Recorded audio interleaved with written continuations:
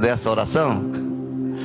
Amados, nós estamos aqui na série de mensagens do nosso segundo semestre, Matadores Gigantes. E o pessoal do louvor tem usado de uma forma tão poderosa para preparar esse ambiente para esse tempo, para essa hora tão especial. Nós começamos na série baseada na história de Davi e Golias. A primeira palavra foi posicione-se para lutar. Segunda palavra da segunda semana foi o Kairos de Deus. E a última que vemos foi: nós temos que entrar no campo de batalha, né?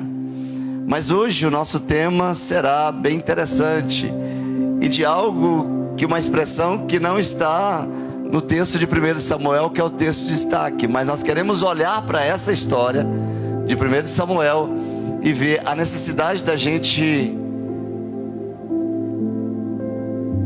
tentar para os pequenos começos. Diga os pequenos começos. Diga para o seu vizinho: nunca despreze os pequenos começos. Diga pelo contrário, celebre-os. Amém? O que eu tenho que fazer com os pequenos começos? Vou celebrar, vou festejar. E o texto que, na hora que eu pensei nessa história de Davi, lembrei-me da história que está registrada no livro de Zacarias, no capítulo 4, versículo 10, que diz assim: não despreze os começos humildes, pois o Senhor se alegra ao ver a obra começar. Como o Senhor se alegra? Em ver a obra começar, ao ver o prumo na mão de Zorobabel. Mas pegamos a primeira parte desse texto. O que a Bíblia nos ensina é que nós não devemos desprezar os pequenos começos, porque Deus se alegra com os primeiros passos de uma obra, como o texto do profeta Zacarias. Essa passagem lembra que as grandes conquistas, elas começam de uma forma simples. De que maneira? Simples. De uma forma simples. Tudo na vida começa pequeno. Por quê? Porque quem começa grande é monstro. E uma obra de Deus se começa de uma forma pequena. Essa frase de porque quem começa grande é monstro, isso foi até uma frase motivacional, para explicar que coisas grandiosas, elas exigem tempo e exigem também paciência. Quais são as duas coisas? Quais são as duas coisas? Quais são as duas coisas que geralmente as pessoas dizem que não têm? Mas a obra grande começa com paciência. A ideia é que qualquer projeto, qualquer negócio ou sonho deve começar pequeno e crescer aos poucos para se tornar forte, robusto e duradouro. Eu disse: eu não quero pegar somente Zacarias 4, eu não quero pegar somente a história de Davi. Eu quero pegar outros textos na Bíblia que ativam em nós essa necessidade da gente olhar e dar uma certa importância às coisas pequenas. Ou seja, nós olhamos para a Bíblia fala que Deus valoriza os passos humildes em direção a um propósito. Nós vamos olhar para a palavra também e percebemos a fidelidade no pouco. Em Lucas 16, 10, quem é fiel nas pequenas coisas, também será fiel nas coisas grandes. Vemos aí o poder da semente. O reino de Deus é comparado a uma pequenina semente de um grão de mostarda, ou seja, minúscula, mas cresce e se torna uma grande árvore, como a explicação do próprio Jesus. Vemos a alegria de Deus, que o Senhor se alegra quando vê o seu alicerce, a sua casa ali, começando a construir através daquela base sólida, para esperar o resultado final. Mas no nosso dia a dia, a gente conhece, cientificamente isso é comprovado, que no momento da fecundação, do encontro ali do espermatozoide com o óvulo, e aquele óvulo é fertilizado, chamado de zigoto, né?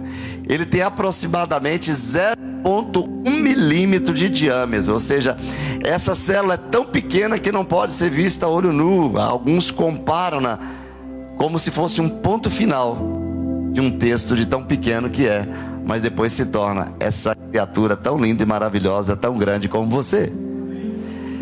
As árvores chamadas sequoias, consideradas uma das grandes árvores da humanidade, ou as maiores árvores do mundo, elas começam com uma semente minúscula, e a semente de uma sequoia tem a sua média 3 a 6 milímetros, e pode se tornar uma árvore frondosa de 60 até 110 metros de altura. E seu diâmetro ali, a média de 6 a 8 metros, a 11 metros de extensão. Nós temos os cangurus. Eu não sabia que o filhote de um canguru é do tamanho de uma abelha. Cerca de 2 a 2,5 centímetros. E pesando apenas 1 grama. E a gente sabe que as empresas hoje de destaque da tecnologia mundialmente, muitos gigantes começaram em pequenas garagens. O que eu estou tentando trazer com isso? Mas onde tudo isso se encaixa na nossa história do guerreiro Davi? Onde tudo isso se encaixa naquilo que nós estamos formatando desde as 3 últimas mensagens, hoje a 4ª? Alguém quer que a gente continue? Claramente a gente percebe que os pequenos começos, eles são utilizados e celebrados com muita força em uma das passagens que nós queremos caminhar com vocês aqui no texto de Davi. Olhando para a nossa história, para o nosso personagem Davi e Golias, nós vamos perceber que o pequeno Davi ouviu ameaças, ouviu insultos de Golias, uma indignação justa apertou o peito de Davi, e ele sabia que precisava fazer alguma coisa. Nós vimos isso na semana passada, sobre a consciência do seu chamado, a sua coragem, fizeram com que ele começasse a perguntar aos homens à sua volta o que o rei faria com um homem que lutasse contra Golias. Quando chegou aos ouvidos do rei as perguntas de Davi, ele o convocou para sua tenda. Então Davi declarou com confiança a sua intenção de pelejar contra aquele gigante. E é interessante observar nesse episódio, a gente consegue ver ali, desde semana passada, que Davi ele enfrentou críticas, ele enfrentou os medos, como falamos domingo passado. Se você não viu, está lá no nosso canal. Enfrentou críticas e medos diante dos desafios. Hoje nós vamos ver os pequenos começos, como eles podem mudar a trajetória de uma história e impactar uma geração. Diga, mudar a história, impactar uma geração. Alguém deseja viver isso? Fazer história? Então não despreze os pequenos começos que vão gerar grandes resultados na sua vida. Que o Espírito Santo nos ajude nisso. E sobre os pequenos começos, o primeiro ponto: ative as suas lembranças. Ative o quê? Por isso eu quero declarar profeticamente que aqui ninguém terá problema de Alzheimer. Vou repetir. Eu quero profetizar que neste lugar ninguém vai ter problema de memória, ninguém vai ter problema de Alzheimer. E se alguém já tem alguns requisitos, que ele seja curado na autoridade do nome de Jesus. Amém. Porque em Deus nós vamos precisar ativar as nossas lembranças do passado sempre. E eu vejo essa doença como algo do diabo. Para roubar algo de nós é tão precioso. Coloca a mão na sua mente e diga: ninguém rouba as minhas lembranças. Olha o que o profeta Jeremias diz para nós em Lamentações 3:21. Todavia lembro-me, dou destaque também naquilo que pode me dar esperança. Ou seja, aquilo que eu trago à memória na minha mente, aquilo que eu trago para a minha mente, é o resultado daquilo que me impulsiona, daquilo que me leva, daquilo que me conduz, daquilo que me faz mais que vencedor. Em todo o contexto que Davi estava vivendo aqui, ele não ficou paralisado diante dos desafios, diante das críticas, diante dos medos que nós já falamos. Nós não queremos nos deter nisso. Pelo contrário, Davi ele respondeu às perguntas do rei Saul com suas exigências pessoais. As lembranças do seu passado deram a ele a coragem para enfrentar as dificuldades. Que lembranças do passado? Nós estávamos ali diante de uma guerra. Nós não estamos falando ali de um guerreiro. Nós estávamos falando ali de um pastor de poucas ovelhas. Nós olhamos que a vida de Davi E aqui eu posso trazer para você que a sua vida, suas derrotas, suas vitórias pessoais são credenciais incríveis que vão credibilizar as suas próximas batalhas. O que eu estou dizendo para você? Você acha que não escutou? Eu digo para você que a sua vida, suas derrotas, suas vitórias pessoais serão credenciais incríveis que vão credibilizar as suas próprias batalhas, para você se tornar mais que vencedor. Amém? Davi, ele sabia o que era enfrentar disparidade numa batalha. Porque ele sabia o que era enfrentar com disparidade a batalha. O que é disparidade? Uma coisa desnivelada. Por que desnivelada? A história que ele traz aqui de sucesso para o rei Saul, ele disse: eu enfrentei o urso, eu enfrentei leões. Naquele momento eu parei para pensar, olhando para isso aqui, o que havia ajudado em cada um dos confrontos dos seus oponentes. Às vezes nós olharemos e veremos incongruência humana nas nossas lutas. Humanamente impossível ter o sucesso que almejamos. Mas você olha e quando Davi apresenta para Saul dizendo: eu tenho sucesso em batalha, eu venci um urso, eu venci um leão. Aí Saul pode ter, naquele momento, ter dito: hã? Urso e leão? Urso e leão? Como assim? Você está diante de um gigante, você está aqui numa batalha. O que Davi estava dizendo ali naquele momento é: olha para cá e presta atenção nisso que eu quero dizer para você. Ei, rei, assim como foi incongruente para mim, nessa estatura, sozinho, enfrentar um leão, enfrentar um urso, talvez para você seja incongruente enfrentar esse gigante da mesma forma que eu enfrentei no passado e tive vitória. Traz isso para a sua vida pessoal, que muitas pessoas à sua volta, muitas pessoas podem ao seu lado dizer: quem é você? Você não tem recursos para isso, você não está vendo o que está acontecendo, você está vendo que não tem jeito. Aí você vai acessar aquela vitória do passado, talvez até mesmo as suas derrotas, e se posicionar no tempo presente dizendo: não, eu tenho legitimidade para essa hora.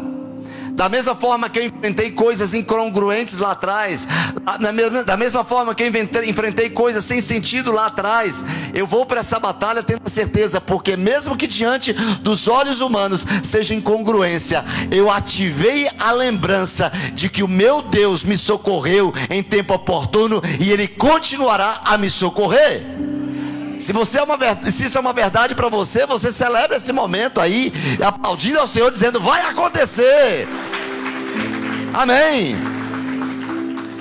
Que oponentes foram estes que Davi, ali como pastor de ovelha, nunca havia apresentado para uma batalha antes? Veja o texto que eu citei aqui para você em 1 Samuel 17:34. Teu servo toma conta das ovelhas de seu pai. Aí, e daí, Davi? Você é pastor. Sim, ainda tem mais, ô rei. Quando aparece um leão ou um urso e leva uma ovelha do rebanho, eu vou atrás dele, dou-lhe golpes e livro a ovelha da sua boca. Quando se vira contra mim, eu o pego pela juba e lhe dou grandes golpes para matá-lo. Naquele momento eu fico pensando assim, a cabeça do rei: isso deve ser história de pescador. Como é que pode um franzininha desse se colocar nessa situação, dizendo que consegue entrar nessa vitória, que conseguiu pegar um urso, que conseguiu matar um leão? Porque você sabe que quando o urso está andando ali de 4 patas, mas quando ele levanta para enfrentar uma pessoa, o que ele faz? Se ele já é grande de 4 patas, imagina para ele se levantar ali na frente de uma pessoa. Eu quero dizer para vocês, se você recebe essa palavra profética, levanta as suas mãos. Você vai enfrentar muitas coisas incongruentes diante dos olhos humanos, mas o Senhor, o seu Deus, te diz: não olhe as ameaças, não olhe para as críticas, não olhe para o medo. Se você tem uma palavra de Deus, vai para cima e seja mais que vencedor. Faça calar as vozes da incongruência. Porque na Bíblia não tem nada congruente humanamente falando. Veja que essas situações insuperáveis, leão e urso podem não ser um forte guerreiro, mas pense como o leão brada e o seu rugido altamente, como o urso fica gigante quando se levantar para atacar. Golias poderia gritar, ser alto, ou poderia gritar e ser alto, mas as experiências de Davi, está cortando demais meu microfone, mas as experiências de Davi o credibilizava a lidar com o medo de quem grita ou tem altura. Eu pergunto para você, quais são os seus leões? Quais são os ursos que você tem enfrentado que te credibilizam para os gigantes da sua vida dessa estação? Ou você não tem dado a devida importância às suas experiências do passado? E aqui eu quero dizer, não minimize sua luta porque alguém lutou algo diferente de você. Se você sabe o quão difícil foi, continua crendo que se Deus lhe deu livramento no passado, continuará a fazê-lo. E eu acredito que Saul não tinha permitido que Davi entrasse no campo de batalha se não tivesse ouvido o mínimo das experiências, dos confrontos que Davi já tivesse enfrentado. Eu quero dizer que todos nós temos vitórias em nossa vida, situações impossíveis de serem resolvidas, mas que tudo se encaixou na última hora e no final deu certo. No final, bota no presente, no final dá certo. Levanta sua mão direita o mais alto possível e diga, vai dar certo. Amém. É impossível que você, assim como eu, também tenhamos algumas derrotas, não tenhamos algumas derrotas no nosso currículo de vida. Todos nós, mas até as nossas derrotas nos capacitam, nos sinalizam de como nós vamos enfrentar os próximos passos. Todos nós temos escolhas quando olhamos para a nossa história pessoal. Nós podemos viver os nossos fracassos como padrão, ou podemos viver com as nossas vitórias como padrão. Davi escolheu viver com seus olhos nas vitórias do passado, e isso lhe deu coragem necessária para crer que ele poderia vencer. Ei, pega as suas experiências, por menores que elas sejam, e parta para uma nova fase desse segundo semestre. Relembre os livramentos de Deus. Pense nas suas conquistas até aqui. Traga à memória quem você foi e avance para o que Deus tem para lhe entregar. Amém. Dos pequenos começos às grandes coisas em Deus que estão por vir. Quantos creem que coisas grandes de Deus? Nós cantamos aqui, quão grande é o meu Deus. Vamos? E todos? O quê? Bem forte, vai. Como Deus será revelado a sua grandeza? Diante das grandes conquistas que você conquistará. O tamanho do teu gigante é o tamanho da tua conquista. Ei, eu acho que você não escutou. O tamanho do teu gigante dimensiona o tamanho da sua conquista. Amém. Então diga para o seu vizinho, dê uma sacudida se possível aí, ative as suas lembranças. Amém. O problema chegou, ative as lembranças. Situações difíceis chegaram, ative as lembranças. Agora, segundo ponto dessa mensagem, corra atrás da sua recompensa. O que eu disse? Sacuda o seu vizinho e diga para ele, ei, vai, diga para ele, corra atrás. Quando a gente pensa em correr atrás da recompensa, diz, mas a gente está sendo mesquinho, egoísta. Enquanto vocês estavam assistindo o jogo da Copa, Estava lá na minha varanda, tem um bar na frente do meu apartamento.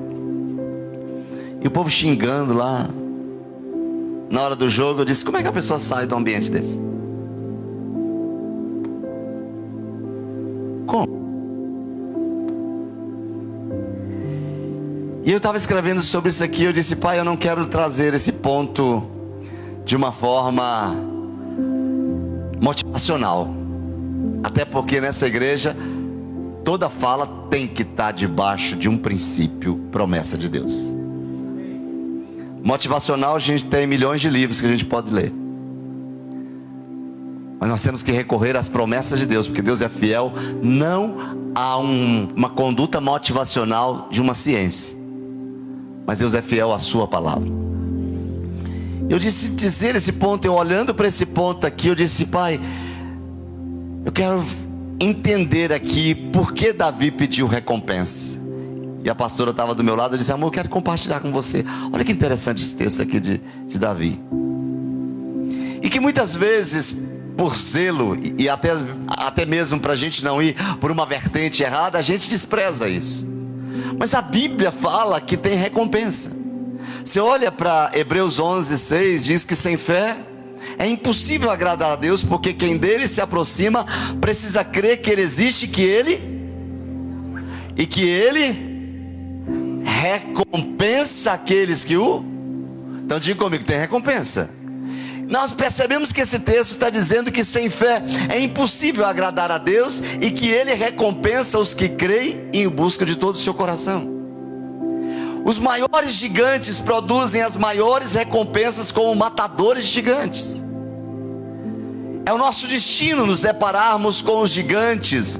Os destruímos por amor à glória de Deus e para expandirmos o seu reino. Eu segura comigo aqui, me acompanha até onde eu quero chegar no texto em destaque, no texto que está em epígrafe da nossa história. E eu digo para você que muitas vezes, quando nós olhamos para os gigantes, eles são oportunidades para promoções e os frutos incríveis para que apenas no ambiente de batalha com gigantes nós venhamos a alcançar grandes recompensas. A gente tem uma frase, um chavão gospel dizendo: sem luta não temos. Isso significa que nós temos recompensa. Recompensa para as nossas lutas. A bênção e a oportunidade não é só para o seu vizinho que está do seu lado aí, é para você. E qual a sua decisão?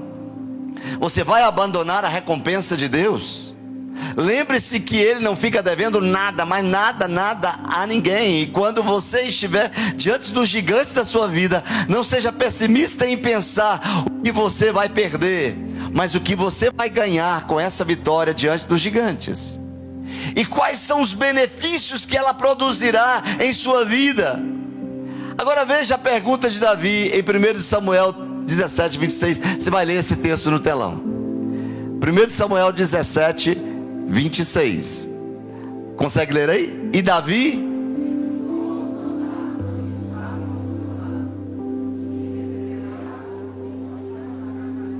Gente, é porque não teve café da manhã, né? Hoje aqui na igreja, né? Vamos lá, eu sei, entendo, gente. É porque a gente vai jogar o próximo lá para cima agora. E Davi perguntou aos soldados que estavam ao seu lado: o que receberá o homem que matar esse filisteu e salvar a honra de Israel? Aí você pode olhar para esse texto aqui e perguntar: mas que homem interesseiro? Não, veja bem, Davi, ele sabia que uma vitória dessa envergadura viria como uma recompensa igualmente grande. Pense como Davi deve ter sido criticado com essa pergunta. Por que você está perguntando isso, Davi? Mas ele estava acostumado com as críticas. Mas apesar de parecer que ele estava sendo ganancioso, preste atenção nisso. Eu disse para vocês me acompanharem. Davi, na verdade, estava vendo a oportunidade de lutar contra Golias. Ele viu uma estrada que estava sendo pavimentada para o cumprimento do seu destino profético. Porque tudo muda na vida de Davi após aquele enfrentamento. Ele já tinha recebido a unção de Samuel.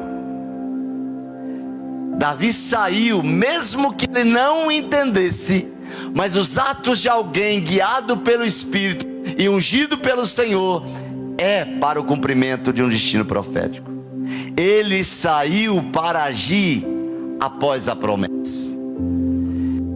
Nesse caso ele poderia receber, e a gente percebe disso, muitas pessoas recebem a promessa e quer ficar em casa deitado eternamente nesse esplêndido para ver se cumprir. O fato dele ter recebido a unção não isentou que ele estivesse no lugar certo, na hora certa, com as pessoas certas, como vimos semana passada. Aliás, semana atrasada, o Kairos de Deus. Mas olhando aqui, vamos caminhando comigo aqui. Ele poderia receber nesse tempo, nesta hora, porque o rei havia prometido para quem destruísse o gigante, 3 recompensas. Quantas recompensas? Alguém sabe pelo menos uma delas? Todo mundo só lembra de casar com a filha dele, né? Casar com a filha do rei, isenção de impostos e riquezas. Diga comigo, riquezas. Um rei precisa de riquezas? Presta atenção nisso. Eu sentei ontem e disse: meu Deus, que a igreja caminhe com essa revelação. Precisa de quê? Riquezas. Segunda coisa, casar. Ou seja, o legado real fundamentado. E terceiro, isenção de impostos, que a família do rei não pagava. O que Saul estava prometendo para quem vencesse o gigante? Uma avenida pavimentada para que o novo rei pudesse se sentar no seu lugar de honra.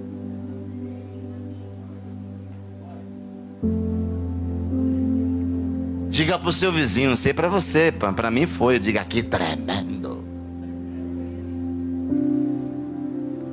O rei dará grandes riquezas a quem vencer. Versículo 25.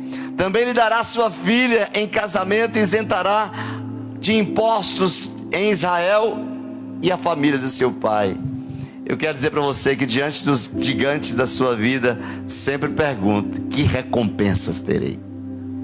Porque preste atenção, todas as dificuldades que você enfrentará, dificuldades permitidas por Deus, fará parte da pavimentação do que Deus tem para você na rua do seu destino profético. Então não rejeite, não despreze, não pragueje, não diga coisa contrária. Ative a lembrança de que aquele Deus que fez antes continuará a fazer, e Ele está no controle. Diante das dificuldades, Ele não te abandona. Qual a frase que eu tenho dito para vocês? No momento da dificuldade, qual a frase que eu mais digo para Deus? Tu estás comigo. Eu não estou nessa batalha sozinho. Tu estás comigo. Que experiências eu vou adquirir? Querido, sempre haverá recompensas diante das lutas na sua história. Alguém pode dizer amém? E muitas pessoas vivem um falso conceito de que ser pobre é mais espiritual e piedoso do que ser abastado. Bota sua mão na sua mente e diga: sai essa mentalidade.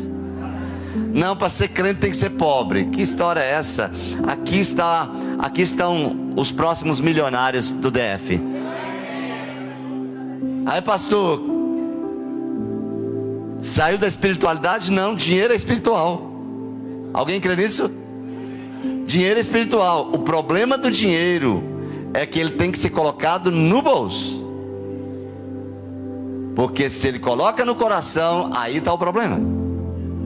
Porque a Bíblia diz que o problema não está no dinheiro, e sim no amor ao dinheiro.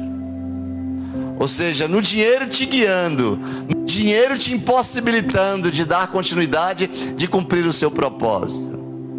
de você ficar rico, abastado, como você vai ficar, mas não vai se posicionar dessa maneira. De que maneira? Ao ficar rico, desprezar aquilo que Deus quer fazer através da sua vida. Porque Deus quer usar o dinheiro que Ele vai te entregar como um grande milionário para abençoar pessoas também. É prosperidade. Para que serve a prosperidade? Para que serve a prosperidade? Para duas coisas: tomar sorvete e ajudar pessoas. Quem aqui está tomando sorvete? E quem tem ajudado pessoas? Não fique só tomando sorvete. Ajude pessoas. Amém. Nós temos que entender isso, querido, que se você estiver em dúvida sobre as recompensas, pergunte como Davi, e vai averiguar se estão de acordo com o seu destino profético. No que isso pode me levar para cumprir o propósito de Deus. Mas eu disse para vocês que eu ia procurar na Bíblia alguns textos que falam sobre recompensa. E a gente sabe, para que seja uma verdade bíblica, eu preciso de pelo menos 3 refutações. Um texto fora do contexto gera um pretexto. Mas eu precisaria de pelo menos 3. Eu já dei 2 com a história de Davi. Mas Mateus 6,6 diz: quando você orar, vá para o seu quarto, feche a porta e ore a seu pai que está em secreto. Então o seu pai que te vê em secreto recompensa. Mas o quarto princípio, Colossenses 3, 23 a 24: tudo o que fizerem, façam de todo o coração para com o Senhor e não para com os homens, sabendo que receberão a recompensa do Senhor. Receberão do Senhor a herança como? Também o quinto, Provérbios 19, 17: quem trata bem os pobres, empresta ao Senhor, e Ele. Mas também em Lucas, o sexto, em Lucas 6, 35, diz: amem, porém, isso aí não é amém não, é amem. Amem, porém, a quem?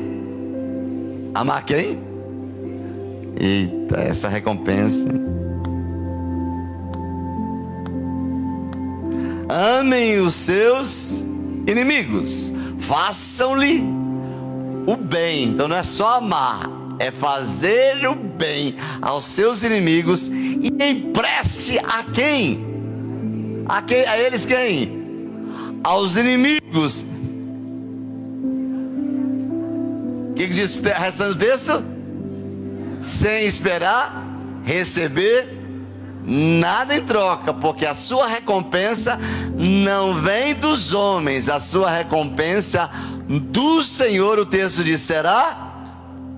Então, se eu quero ter uma recompensinha, eu amo o meu amigo, eu empresto coisa para o meu amigo e eu faço tudo pelo meu amigo. Agora, se eu quero uma coisa grande, que eu ame os meus inimigos, que eu abençoe os meus inimigos, que eu empreste dinheiro para os meus inimigos e que eu não espere nada deles, aí eu teria uma recompensa grande. Amém? Levanta sua mão direita e diga: eu estou indo. Não, eu queria que todos fizessem. Vai, eu estou indo para o próximo passo, correr atrás da minha recompensa. Agora vire sua mão para o seu vizinho como voz profética. Eu profetizo sobre a sua vida que nesse próximo semestre você receberá grande recompensa de Deus, porque eu vejo que tudo que você está passando e todas as outras coisas que você enfrentará, Deus lhe dará grande recompensa. Eu profetizo isso em nome de Jesus.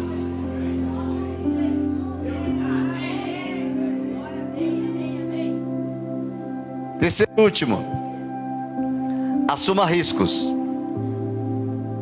Assuma. Quantos aqui podem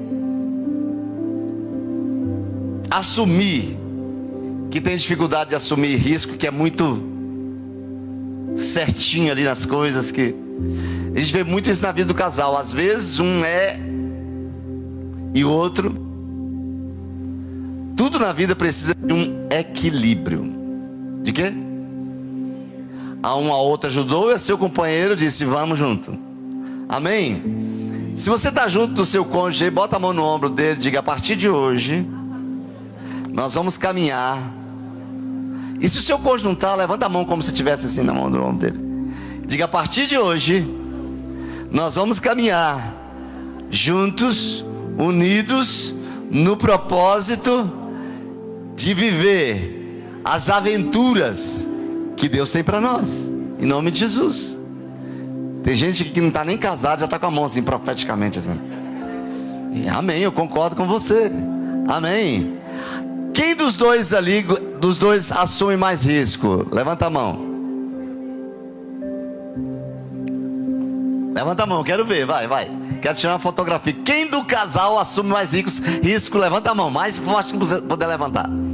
Que não tem medo de assumir, levanta a mão, fica com a mão levantada. E continua com a mão levantada. Aí eu pergunto: e a cônjuge? Segura a mão aí, moço. E o seu cônjuge te apoia ou te critica? Bota a mão no ombro dessa pessoa que levantou a mão e diga: a partir de hoje nós vamos ter equilíbrio e eu quero ser boca de Deus para te ajudar. Amém? É necessário assumir riscos? Sempre. Aos 52 anos, 51 anos, Deus me disse: largue tudo que você conquistou ministerialmente e comece algo do zero. Com quantos anos? 51, quase 52. Estava tudo estável, tudo garantido, tudo seguro, tudo tão bom. Mas eu tenho um certo receio, não vou usar a expressão medo, eu tenho um certo receio desse negócio chamado... Porque Deus não me chamou para isso. Deus não te chamou. Nós estamos em contínuo campo de batalha. Quando eu penso que está tudo muito bonzinho, está tudo muito bem ali, tem alguma coisa errada. Aí Deus disse assim: deixa eu botar um foguinho aqui deixa eu botar aqui um espinho nesse ninho. E é o que a águia faz com os seus filhos, seus filhotes. Você sabe que no ninho de uma águia tem várias camadas. E uma das primeiras camadas a serem colocadas no ninho de uma águia são espinhos.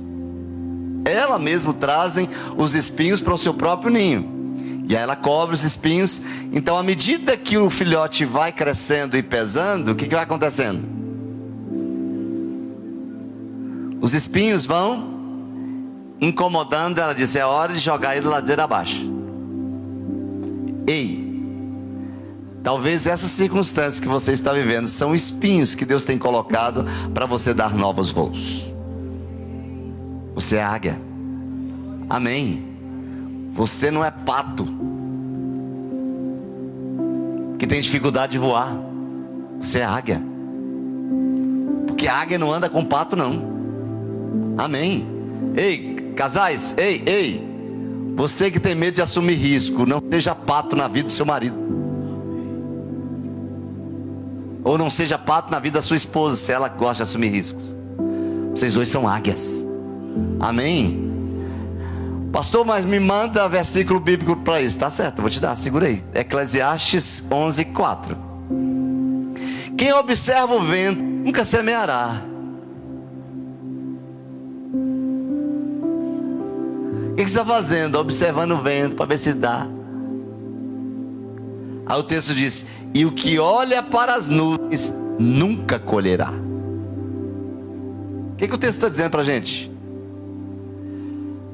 O texto está mostrando para a gente que a paralisia pelo medo do fracasso, ela é prejudicial. E que uma ação corajosa, ela é necessária. Querida, a gente erra mais não fazendo do que fazendo. Quer mais? Provérbios 27:12 diz que o prudente antevê o perigo e toma precauções. O ingênuo segue em frente e sofre as consequências. Esse texto está falando aqui também de um equilíbrio, de que assumir riscos não nos isenta de planejarmos e termos cautela. Então eu estou trazendo aqui um equilíbrio para depois, se ele chegar em casa, o seu cônjuge dizer: o pastor disse que é para assumir risco e que você tinha que me apoiar. Mas dê a ele fundamento para essa história que você está querendo construir. Olha, a mulher é assim, se fizermos isso, a gente pode chegar nisso, isso e nisso. E não chega somente dizendo: eu vou. Porque principalmente se você tem um cônjuge analítico, ele precisa de números. Ele precisa ali de ser convencido.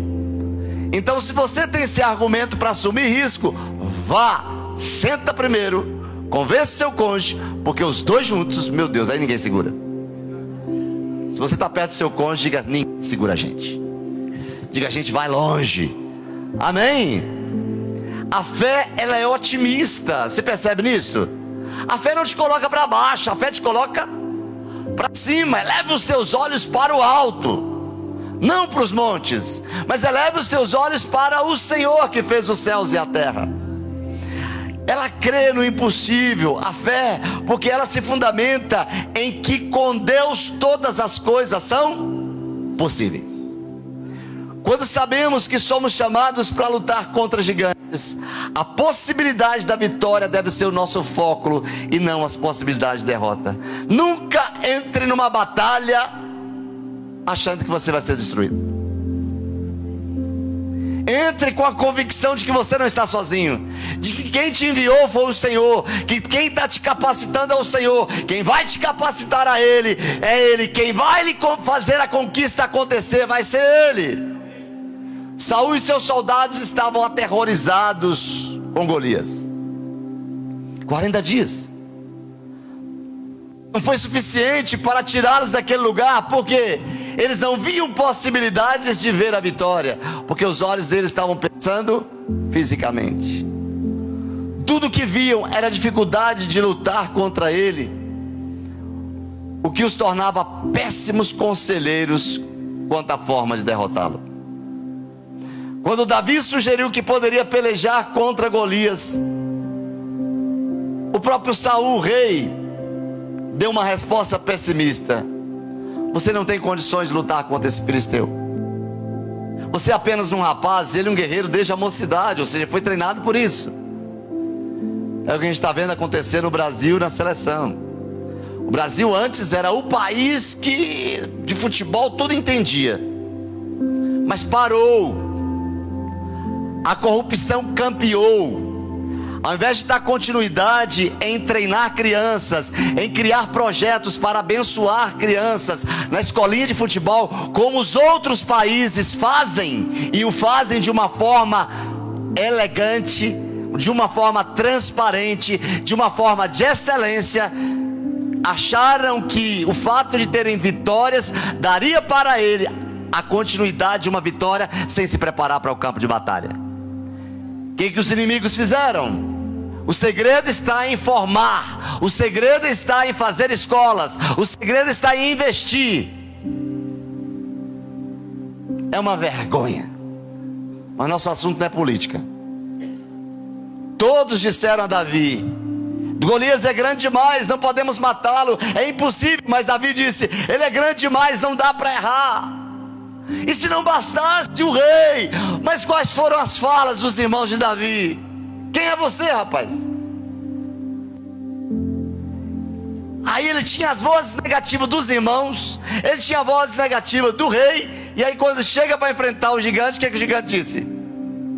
Rei, é isso que você tem para oferecer para a gente, para me lutar contra mim? E por acaso eu sou um cachorro? Como é que alguém vai para um campo de batalha com 3 vozes, e eu diria para vocês, poderosas? Sim ou não? Os irmãos, a família, sem apoio familiar, sem apoio das autoridades e com as afrontas do inimigo. Enche o seu peito aí agora, vai. Respira, vai, senta aí como um guerreiro, vai. O diferencial, casa, pelo amor de Jesus. Escuta bem o que eu quero dizer, olha para cá.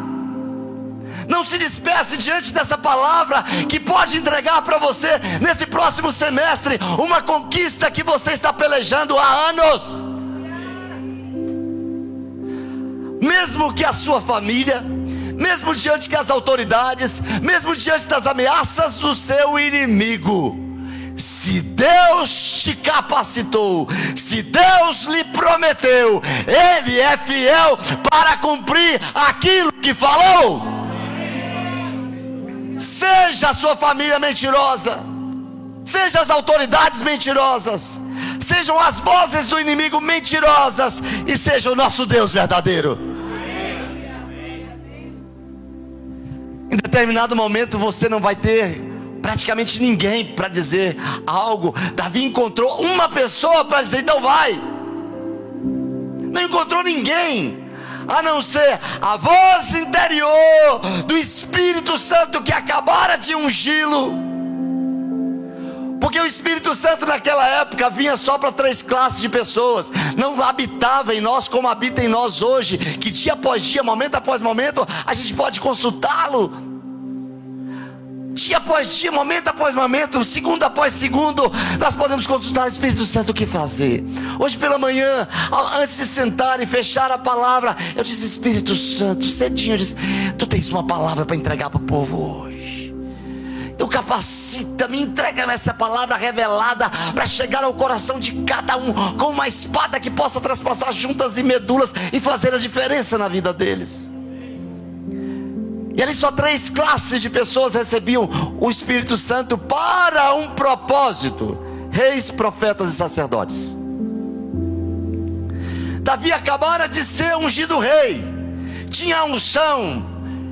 Deus o capacita para fazer uma obra que rei nenhum poderia fazer, que exército nenhum poderia fazer. Ei, eu quero te dizer nessa hora, neste tempo, Deus lhe capacitará para enfrentar exércitos, para enfrentar situações, para derrotar gigantes, para enfrentar dificuldades e fazer de você um mais que vencedor, como você nunca venceu. Mas ouça essa voz interior. Faça calar os inimigos que se levantam contra você. Se preciso for a sua família, os seus amigos, as autoridades.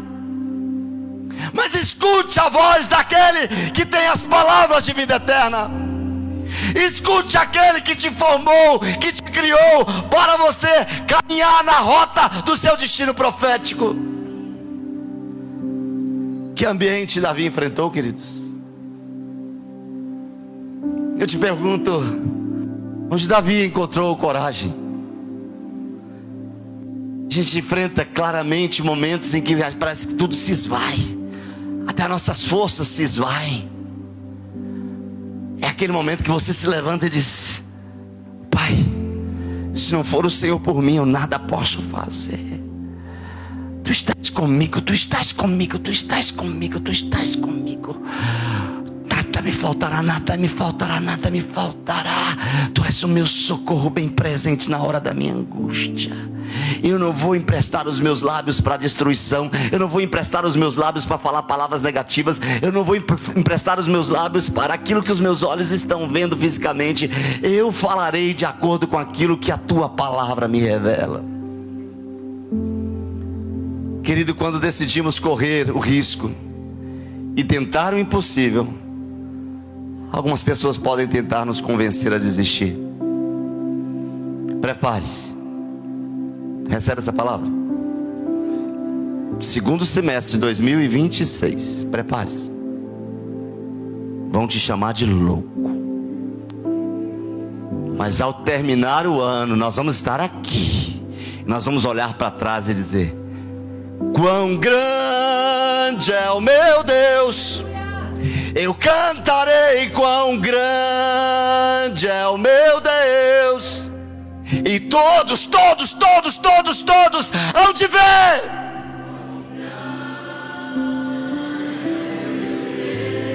Se isso é uma verdade, se levante, dê um aplauso e dê um brado de vitória.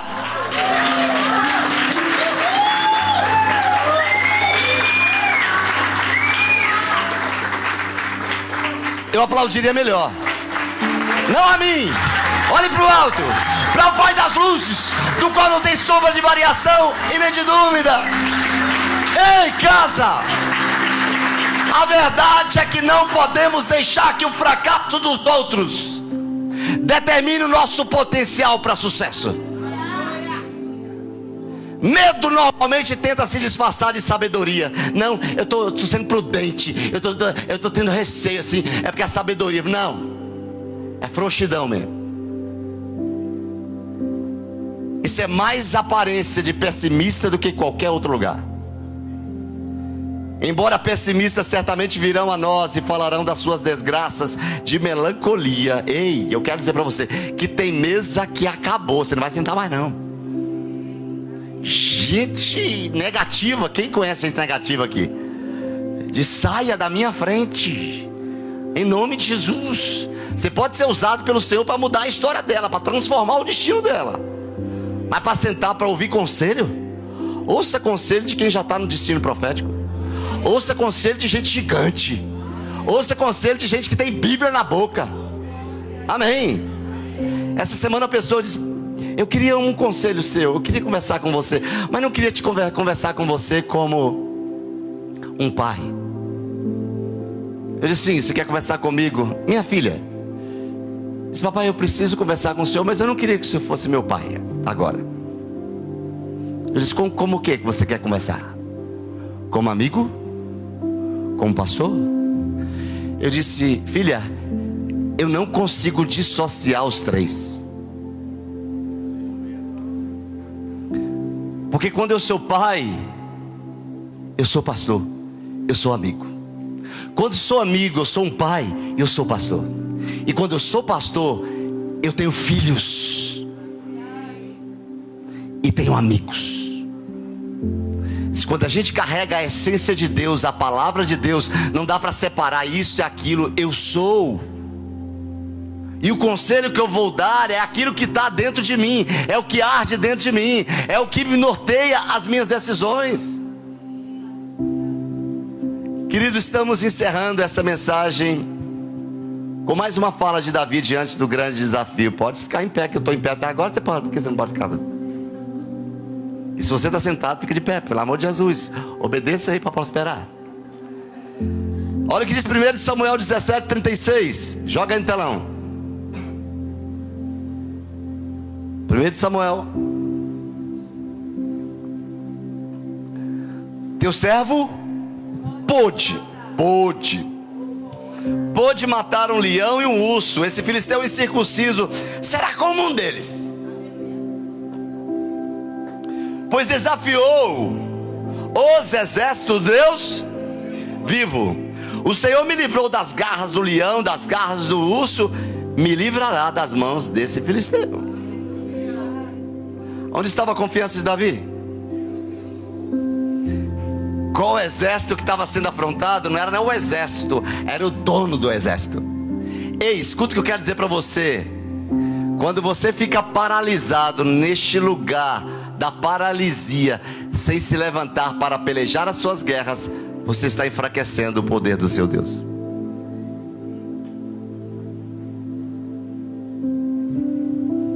Como é que eu vou cantar com um grande ó Deus,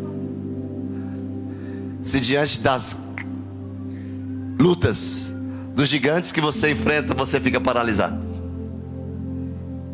Sobre os pequenos começos, aprenda a relembrá-los. O pessoal do louvor pode vir.